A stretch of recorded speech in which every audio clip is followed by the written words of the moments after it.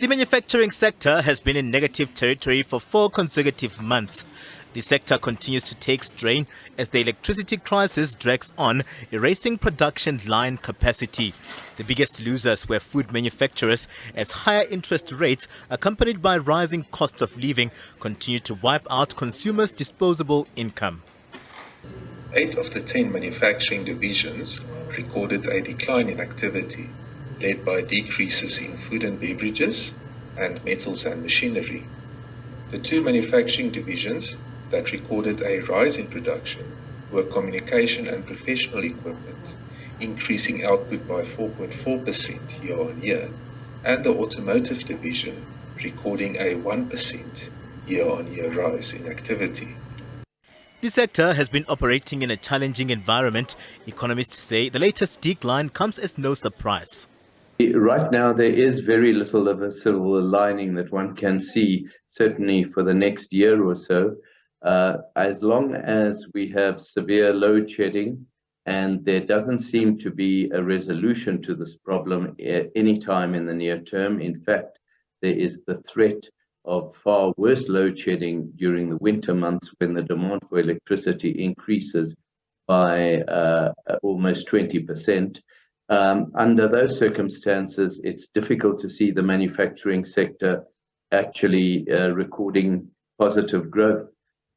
In fact, many will say that it's a relief that all we're seeing is a fairly moderate decline in the growth rate,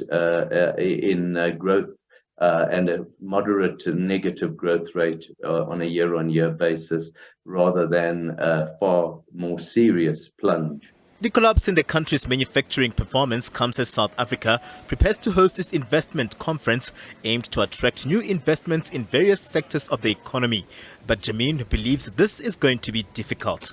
South Africa currently is not a very attractive investment option. More recently, we've been grey listed. The only positive thing from a foreign investment point of view is that assets can be bought extremely cheaply here, so that foreigners might be attracted by the extremely low exchange rate to actually exploit the situation. It does not help the matter, because if you don't have enough investment, you're not going to get manufacturing going either. And one looks forward to the investment summit being held by the president later this week.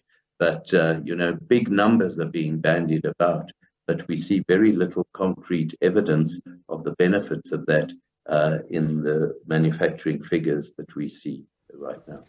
The slowdown in manufacturing, the 4th largest sector contributing 14% to the GDP, is likely to further bring down this year's expected growth rate.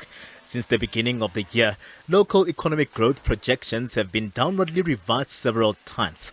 With only 4 months into 2023, most economists have penciled in a more than 1% growth rate. Katlego Logodi, SABC News, Johannesburg.